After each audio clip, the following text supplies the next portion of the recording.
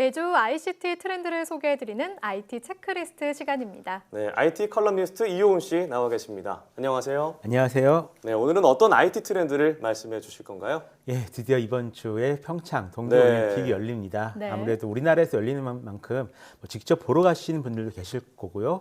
또 이제 가지 못하고 집에서 즐기시는 분들도 좀 많이 계실 것 같은데요.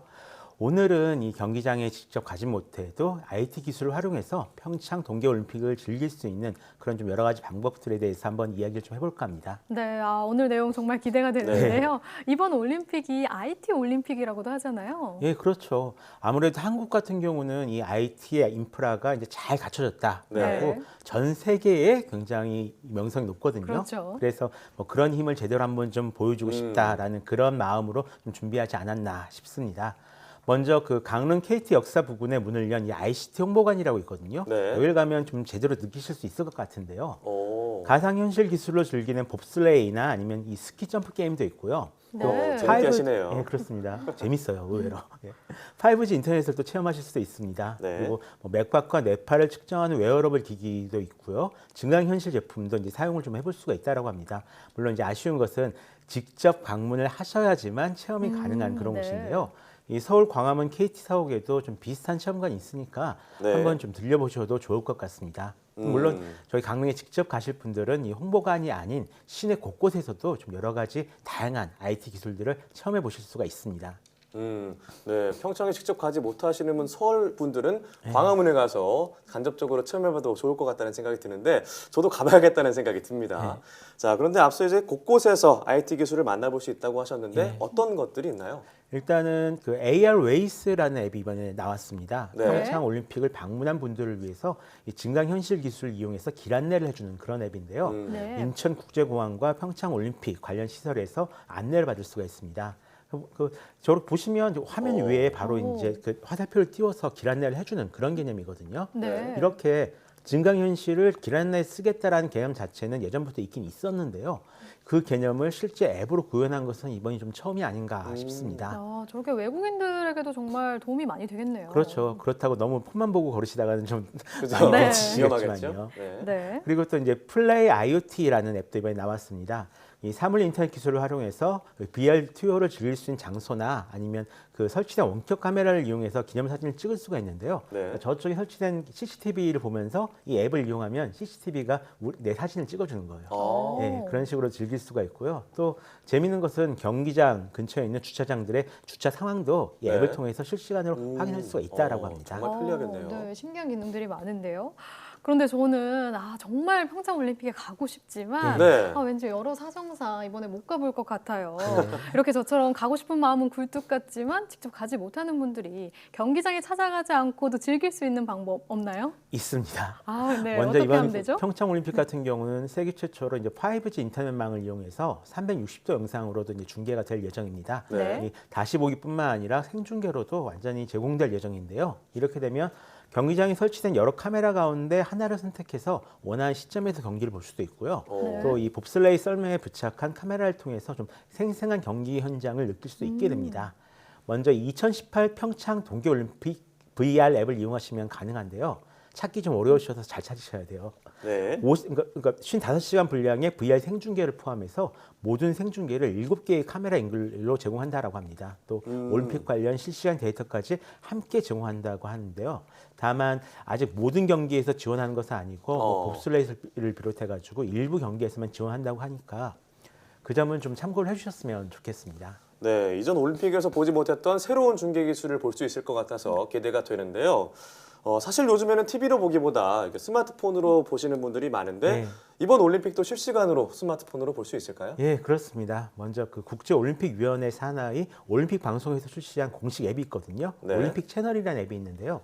올림픽 경기 하이라이트를 비롯해서 이 동계올림픽 경기를 보기 전에 알아두면 좋을 여러 가지 상식까지 이거 영상으로 제공을 하고 있습니다. 네. 그 말 그대로 하루 종일 올림픽 관련 소식만 방송해 주는 그런 방송이거든요. 네. 다만 주로 영어로만 제공된다는 좀 치명적인 단점이 있습니다. 정말 치명적인데요. 예, 대신 그 KBS나 SBS 앱을 이용하시면은 이 올림픽 기간 동안 어. 이 생중계를 고화질로 일단 네. 무료로 좀 풀어준다고 해요. 오. 그래서 이때 충분히 즐기실 수가 있을 것 같고요. 네. 또는 이제 카카오톡이나 아니면 네이버 TV 앱을 통해서도 이 올림픽 경기 클립들을 보실 수가 있으니까요. 재밌게 즐기실 수는 있을 것 같습니다. 아, 네, 여러 방법들이 있었네요. 네. 그럼 이렇게 공식적인 앱 말고 비공식적인 앱은 없나요?